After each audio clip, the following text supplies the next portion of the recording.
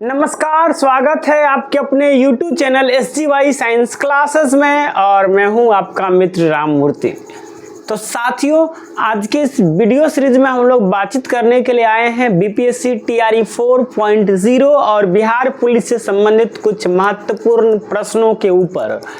तो चलिए बिना देरी किए शुरू करते हैं अपने इस पाठशाला को। लेकिन शुरू करने से पहले आपसे एक छोटा सा रिक्वेस्ट है कि यदि आप हमारे इस चैनल पर नए हैं तो इसे सब्सक्राइब करके बेल आइकन को दबा दें और आपको यदि हमारा ये वीडियो अच्छा लगे तो लाइक करके अपनी मन की बात को कमेंट में ज़रूर लिखें। तो चलिए प्रश्न की श्रृंखला को शुरू करते हैं और शुरू करते हैं उस प्रश्न से जो कल हमने आप लोगों को होमवर्क में दिया था और कहा था भैया इसका जवाब कमेंट बॉक्स में दीजिएगा।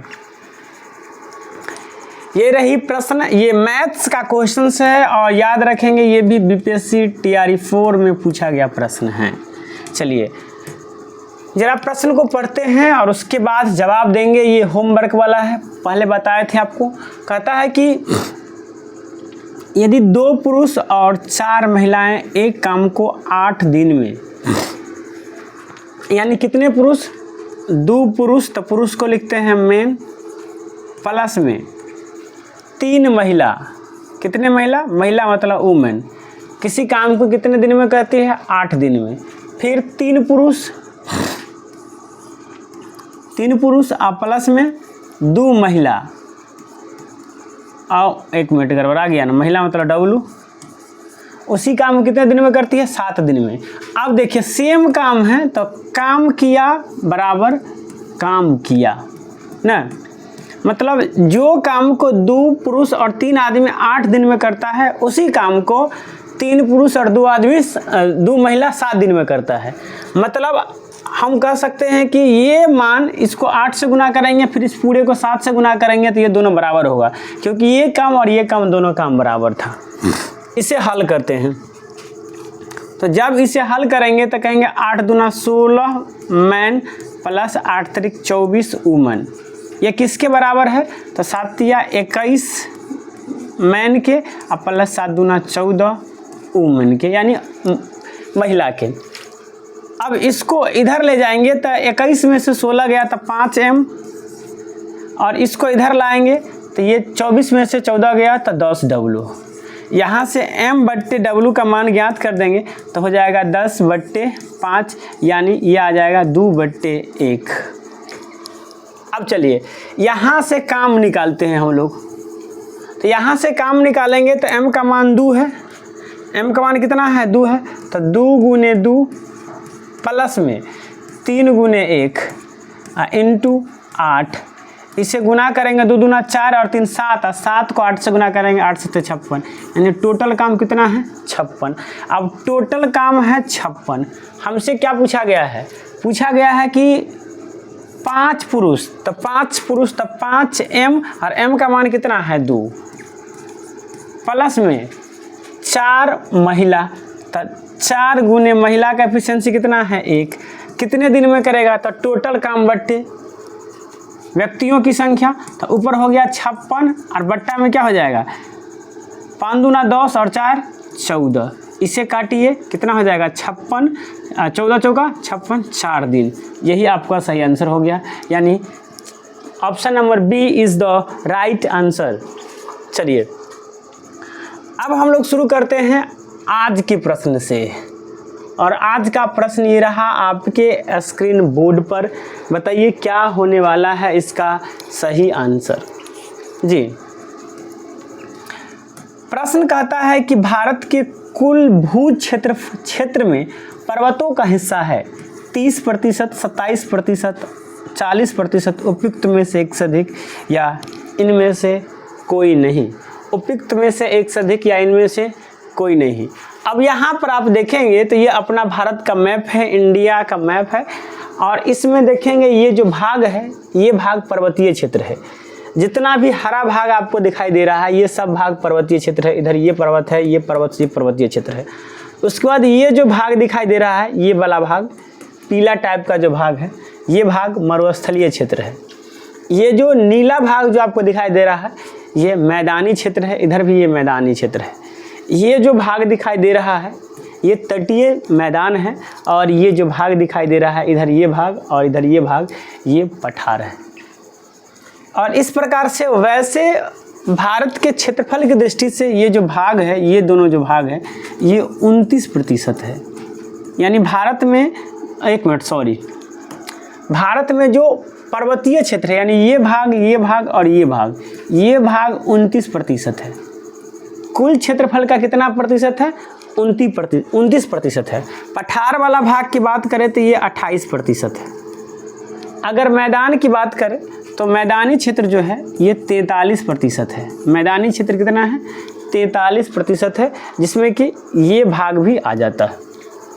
अब यहाँ पर हमसे पूछा गया है कि भारत के कुल भूमि क्षेत्र में पर्वतों का हिस्सा कितना है, तो पर्वतों का हिस्सा होना चाहिए 29%, जो कि इनमें से कहीं नहीं है।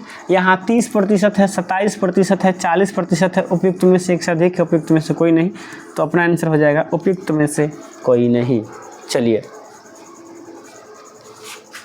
यहाँ आप देख सकते हैं जो बात हमने आपको पहले बतलाया कि भारत में कुल भूमि क्षेत्र का लगभग 29% भाग पर्वतों से ढका है।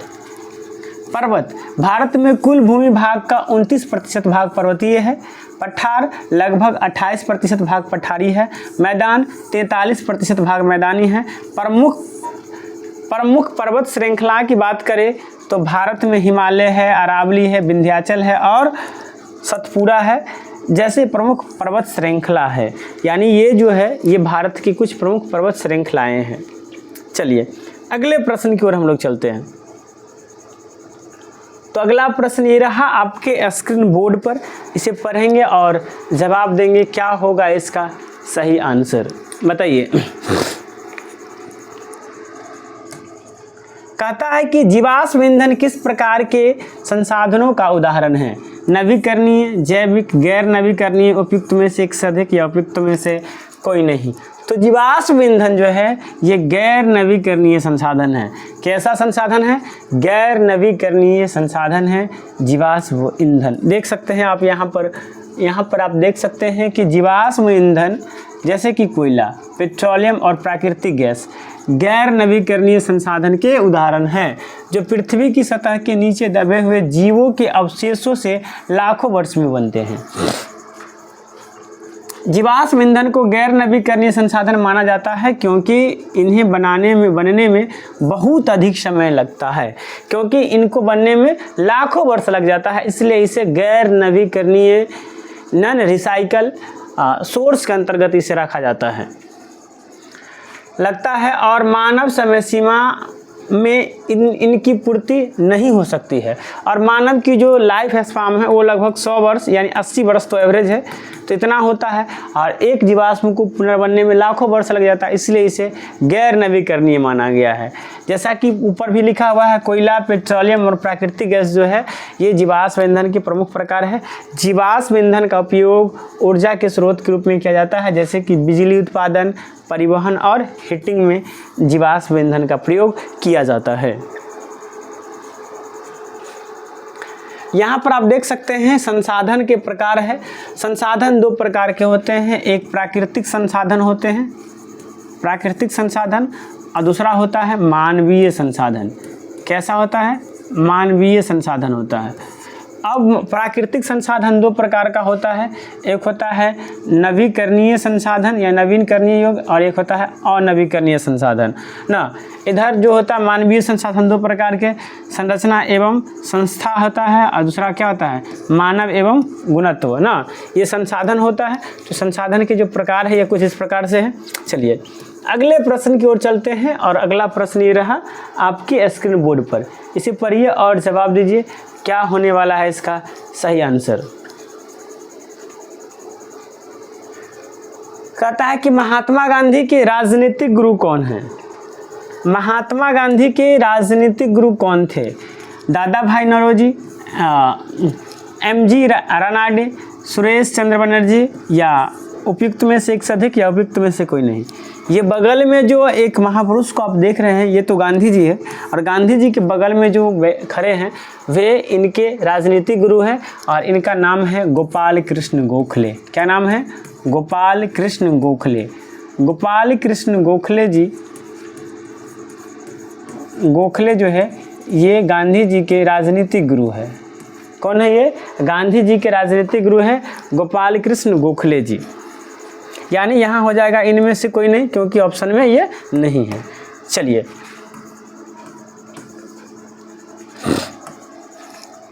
कहता है कि गांधी जी के राजनीतिक गुरु गोपाल कृष्ण गोखले थे।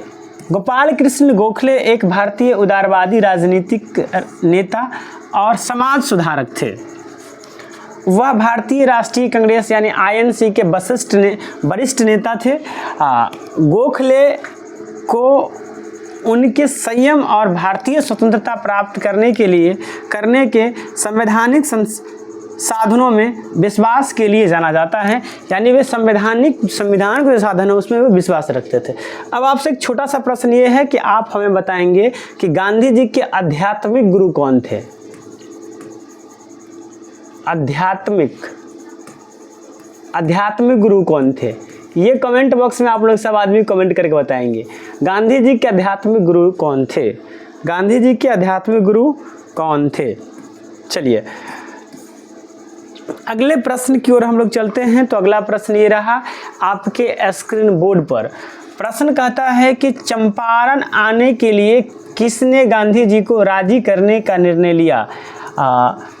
एसएन सिन्हा, राजकुमार शुक्ला, सुरेंद्रनाथ बनर्जी, उपयुक्त में से एक से अधिक या उपयुक्त में से कोई नहीं।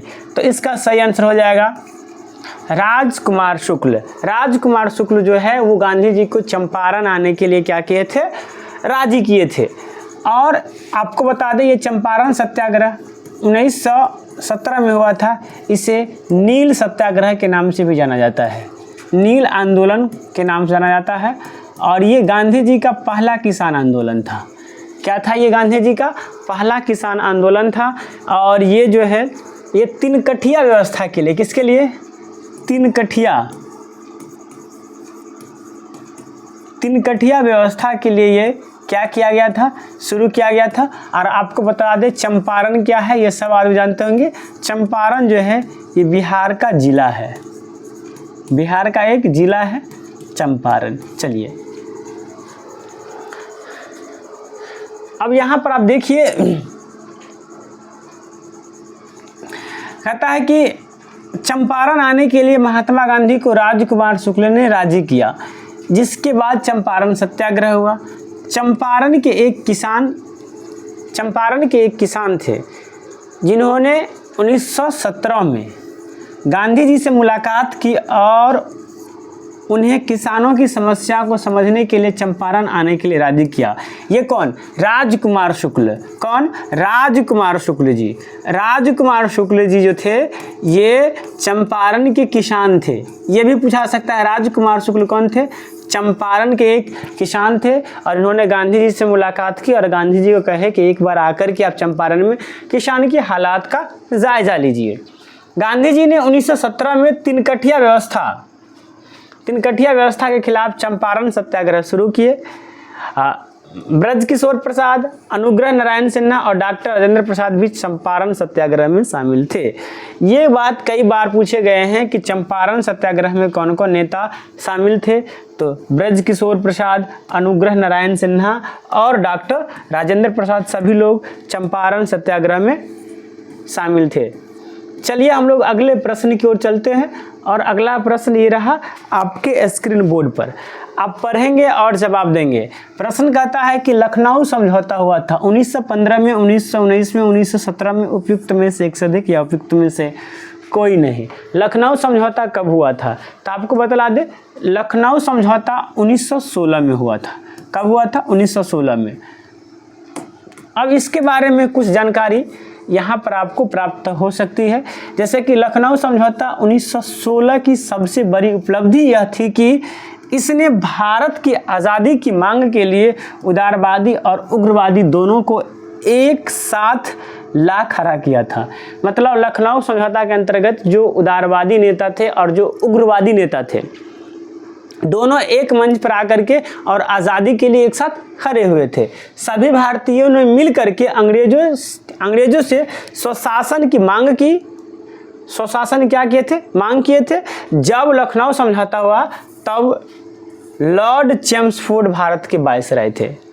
जब लखनऊ समझौता हुआ तब भारत के वायसराय कौन थे? Lord Chelmsford. कौन थे? लॉर्ड चेम्सफोर्ड भारत के वायसराय थे। ये बात भी पूछा जा सकता है कि लखनऊ समझौता जब हुआ था तो भारत का वायसराय कौन था? तो लॉर्ड चेम्सफोर्ड। कौन थे? Lord Chelmsford. चलिए अगले प्रश्न की ओर चलते हैं। अगला प्रश्न कहता है कि असहयोग आंदोलन को निलंबित किया गया था 1919 में, 1922 में, 1923 में, उपयुक्त में से एक से अधिक या उपयुक्त में से कोई नहीं। तो इसका आंसर होने वाला है 1922, यानी असहयोग आंदोलन को 1922 में निलंबित कर दिया गया था। अच्छा, असहयोग आंदोलन के बंद होने का मुख्य कारण क्या था? चौरी चौरा हत्याकांड। क्या था? चौरी चौरा कांड। चौरी चौरा कांड जो है ये असहयोग आंदोलन के बंद होने के तत्कालीन कारण कह सकते हैं या मुख्य कारण कह सकते हैं। ये चौरी चौरा है कहाँ? तो चौरी चौरा यूपी में एक स्थान का नाम है चौरी चौरा, जो किस जिला में पड़ता है? तो ये गोरखपुर जिला में पड़ता है। चौरी चौरा उत्तर प्रदेश में गोरखपुर जिला में के एक स्थान का नाम है। और आपको बतला दें कि चौरी चौरा हत्याकांड कब हुआ था? 4 फरवरी 1922 को। कब हुआ था? 4 फरवरी 1922 को चौरी चौरा हत्याकांड हुआ था। और उसके बाद जस्ट 8 दिन बाद 12 फरवरी 1922 को गांधी जी असहयोग आंदोलन वापस ले लिए थे। चलिए यहाँ पर आप देख सकते हैं कि महात्मा गांधी ने 12 फरवरी 1922 को चौरी चौरा कांड के बाद असहयोग आंदोलन को स्थगित कर दिया था, क्योंकि उन्हें डर था कि आंदोलन हिंसक हो रहा है जो इनके सिद्धांत के विपरीत है। यानी गांधी जी अहिंसा के पुजारी थे और ये चौरी चौरा हत्याकांड जो है कहीं ना कहीं हिंसक था, यानी हिंसा हो रहा था इसमें, जो गांधी जी के सिद्धांत के विरुद्ध या विपरीत था, उल्टा था। इसलिए उन्होंने क्या किए थे? असहयोग आंदोलन वापस ले लिए थे। असहयोग आंदोलन का उद्देश्य ब्रिटिश शासन के साथ सहयोग न करके भारत को स्वशासन दिलाना था। गांधी जी का मानना था कि अगर हम भारतीय अगर अंग्रेज का सहयोग न करें तो अंग्रेज तंग आकर के खुद वो हमें स्वराज सौंप करके वो चला जाएगा। अब ये एक घटना है चौरी चौरा कांड जो हमने आपको पहले बताया। ये 4 फरवरी 1922 को उत्तर प्रदेश के गोरखपुर जिला के चौरी चौरा में एक भीड़ ने पुलिस स्टेशन पर आग लगा दी थी, जिसमें कई पुलिसकर्मी मारे गए थे। ये कहाँ हुआ था? तो चौरी चौरा एक स्थान है जो उत्तर प्रदेश के गोरखपुर जिला में है। चलिए अब हम लोग अगले प्रश्न की ओर चलते हैं। तो अगला प्रश्न ये रहा आपके स्क्रीन बोर्ड पर। प्रश्न को पढ़ेंगे और जवाब देंगे क्या होने वाला है इसका सही आंसर। प्रश्न कहता है कि 1784 में, कब? 1784 में एशियाटिक सोसाइटी ऑफ बंगाल का आरंभ किसने किया था? Max Muller, Charles William Jones, उपयुक्त में से एक से अधिक या उपयुक्त में से कोई नहीं। तो इसका सही आंसर होने वाला है विलियम जोन्स। विलियम जोन्स ने 15 जनवरी, कब? 15 जनवरी, एक मिनट, विलियम जोन्स ने 15 जनवरी 1784 ईस्वी को बंगाल में एशियाटिक सोसाइटी ऑफ बंगाल का स्थापना किए थे। इसका उद्देश्य था प्राच्य अध्ययन को बढ़ावा देना। उद्देश्य क्या था इसका? इसका उद्देश्य क्या था? इसका उद्देश्य था प्राच्य अध्ययन को बढ़ावा देना। प्राच्य अध्ययन को बढ़ावा देना, अध्ययन को बढ़ावा देना, इसका मुख्य उद्देश्य था प्राच्य अध्ययन को बढ़ावा देना। चलिए यहाँ पर आप देख सकते हैं एशियाटिक सोसाइटी ऑफ बंगाल की शुरुआत सर विलियम जोन्स ने 15 जनवरी 1784 को की थी, जिसका उद्देश्य प्राच्य अध्ययन को बढ़ावा देना था। इस सोसाइटी का उद्देश्य प्राच्य अध्ययन को प्रोत्साहित करना था। यानी इसका मुख्य उद्देश्य क्या था कि जो प्राच्य अध्ययन है उसे बढ़ावा दिया जाए या प्रोत्साहित किया जाए। अब हम लोग अगले प्रश्न की ओर चलते हैं और अगला प्रश्न ये रहा आपके स्क्रीन बोर्ड पर। इसे पढ़ेंगे और जवाब देंगे क्या होने वाला है इसका सही आंसर। चलिए, 1912 में पटना में होने वाली भारतीय राष्ट्रीय कांग्रेस के अधिवेशन के अध्यक्ष कौन थे? आर.एन. मुधोलकर, ए.सी. मजूमदार, मदन मोहन मालवीय, उपयुक्त में से एक से अधिक या उपयुक्त में से कोई नहीं। तो इसका सही आंसर होने वाला है आर.एन. मधुलकर। कौन? आर.एन. मधुलकर जो है वो इसके अध्यक्ष थे। ये पटना में हुआ था। उसके बाद 1913 में जो अधिवेशन हुआ, 1913 का जो अधिवेशन है ये कहाँ हुआ था? कराची में। कहाँ हुआ था ये? कांग्रेस के 1913 का अधिवेशन कहाँ हुआ था? कराची में हुआ था। और इसके अध्यक्ष थे सैयद मोहम्मद बहादुर। कौन थे? सैयद मोहम्मद बहादुर। इसके अलावा यदि हम बात करते हैं 1914 के अधिवेशन के, तो कांग्रेस का 1914 का अधिवेशन हुआ था मद्रास में। कहाँ हुआ था? मद्रास में हुआ था। इसके अध्यक्षता कौन किए थे? भूपेंद्रनाथ बोस। कौन किए थे? भूपेंद्रनाथ बोस किए थे इसके अध्यक्षता। इसके अलावा अगर हम बात करते हैं 1915 में, तो 1915 में यह अधिवेशन कहाँ हुआ था? मुंबई में। कहाँ हुआ था? मुंबई में हुआ था। इसके अध्यक्षता कौन किए थे? तो इसके अध्यक्षता किए थे एस.पी. सिन्हा। कौन किए थे? एस.पी. सिन्हा किए थे। ये कुछ प्रमुख जानकारी थी भारतीय राष्ट्रीय कांग्रेस के अधिवेशन के बारे में, जो कि आप अगले स्लाइड से भी प्राप्त कर सकते हैं।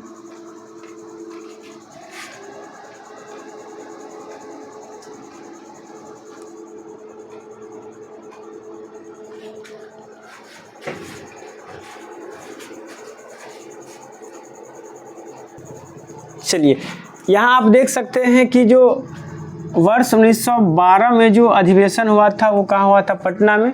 और इनके अध्यक्ष कौन थे? आर.एन. मधुलकर जी थे। कौन थे? आर.एन. मधुलकर। 1913 में जो अधिवेशन हुआ था वो कराची में हुआ था। और इसके अध्यक्ष कौन थे? सैयद मोहम्मद बहादुर। कौन थे? सैयद मोहम्मद बहादुर। उसके बाद 1914 में जो अधिवेशन हुआ था मद्रास में हुआ था। और इनके अध्यक्षता कौन किए थे? भूपेंद्रनाथ बोस। कौन किए थे? उसके बाद 1915 में जो अधिवेशन हुआ था वो मुंबई में हुआ था। और इसका अध्यक्षता कौन किए थे? Sir S P. सिन्हा। कौन किए थे? Sir S P. सिन्हा इसके अध्यक्षता किए थे। चलिए, अब हम लोग अगले प्रश्न की ओर चलते हैं। और अगला प्रश्न ये रहा आपके स्क्रीन बोर्ड पर। इसे पढ़िए और जवाब दीजिए क्या रहने वाला है इसका सही आंसर। बताइए, जल्दी पढ़िए और जवाब दीजिए क्या रहने वाला है इसका सही आंसर। प्रश्न कहता है कि 1942 के आंदोलन में लोगों ने सियाराम सिंह की अगुवाई में कहां पर राष्ट्रीय सरकार की स्थापना की घोषणा की थी? पटना में, भागलपुर में, चंपारण में, उपयुक्त में से एक से अधिक या उपयुक्त में से कोई नहीं। तो इसका आंसर रहने वाला है भागलपुर में। कहाँ? भागलपुर में। हटो, कहाँ रहने वाला है? इसका सही आंसर हो जाएगा भागलपुर, यानी B is the right answer. आप यहाँ पर देख सकते हैं कि 1942 में भारत छोड़ो आंदोलन के दौरान सियाराम सिंह के नेतृत्व में लोगों ने भागलपुर जिला में, विशेष रूप से बिहपुर थाना क्षेत्र में एक राष्ट्रीय सरकार की स्थापना की घोषणा की। जयप्रकाश नारायण की आगमन पर सियाराम सिंह ने सियाराम दल का गठन किया, जो हिंसा में विश्वास रखता था। ये जो दल था सियाराम दल, ये हिंसा में विश्वास रखता था। किसमें विश्वास रखता था? हिंसा में। हिंसा में विश्वास रखता था। और आगे बात करते थे, सियाराम दल का कार्य क्षेत्र भागलपुर, मुंगेर, पूर्णिया और संथाल परगना तक फैला हुआ था। इनका क्षेत्र हिंसा में विश्वास रखने वाले ये थे। चलिए, अगले प्रश्न की ओर चलते हैं। और अगला प्रश्न ये रहा आपके स्क्रीन बोर्ड पर। इसे पढ़ेंगे और बताएंगे क्या होने वाला है इसका सही आंसर। बताइए क्या होगा इसका सही आंसर। प्रश्न कहता है कि 1857 के विद्रोह के दौरान ब्रिटिश सेना के किस सेनापति ने कुंवर सिंह के विरुद्ध सेना भेजा गया था? General Hewitt, sir Colin Campbell, sir Hugh Rose, और उपयुक्त में से एक से अधिक या उपयुक्त में से कोई नहीं। बताइए क्या होगा इसका सही आंसर? तो इसका सही आंसर होने वाला है उपयुक्त में से कोई नहीं। क्या हो जाएगा? उपयुक्त में से कोई नहीं, क्योंकि इसका सही आंसर होगा विलियम टेलर। क्या हो जाएगा? William Taylor. विलियम टेलर याद रखेंगे, विलियम टेलर। आपको पता है कि किसान आंदोलन के दौरान 1887 के विद्रोह के दौरान कुंवर सिंह बिहार में इस आंदोलन का नेतृत्व कर रहे थे। बिहार में खास करके आरा में। कहाँ? आरा में ये नेतृत्व कर रहे थे इस आंदोलन का, और इसे काउंटर करने के लिए विलियम टेलर को सेना यानी विलियम टेलर ने सेना के साथ आया था। यहाँ पर कुछ भारतीय नेता है और उसके बाद विद्रोह को दबाने के लिए कुछ ब्रिटिश अधिकारी है। जैसे कि विद्रोह स्थल के नाम दिल्ली की बात करें तो दिल्ली में भारतीय नेता बहादुर शाह द्वितीय, जिसे बहादुर शाह जफर के नाम से भी जाना जाता है, ये विद्रोह किए थे।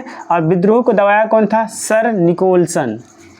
उसके बाद लखनऊ की बात करते हैं तो लखनऊ में विरोध की थी बेगम हजरत महल, और विद्रोह को दबाया कौन था? Henry Lawrence. कानपुर की बात करते हैं तो कानपुर में नाना साहब थे, और विद्रोह को दबाने का काम कौन किए थे? Sir Colin Campbell. झांसी और ग्वालियर की बात करते हैं तो वहाँ लक्ष्मीबाई और तात्या टोपे थे, और ब्रिटिश अधिकारी कौन था? जनरल ह्यू रोज।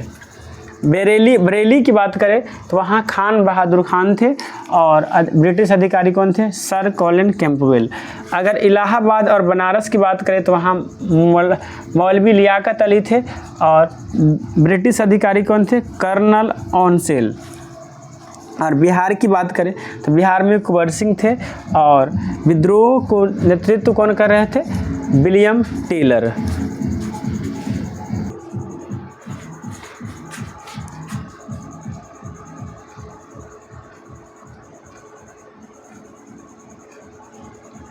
तो दोस्तों, thank you for watching this video. इस वीडियो को देखने के लिए आपको बहुत बहुत धन्यवाद। आपको कैसा लगा हमारा ये वीडियो कमेंट करके बताइएगा। अगर अच्छा लगा है तो एक लाइक तो बनता ही बनता है। साथ ही यदि आपको संभव हो तो आप अपने दोस्तों को भी शेयर कर सकते हैं, क्योंकि हो सकता है कि उनके लिए ये वीडियो कहीं ना कहीं लाभदायक सिद्ध हो। तो चलिए मिलते हैं नेक्स्ट वीडियो में। आज के लिए इतना ही। जय हिंद, जय भारत।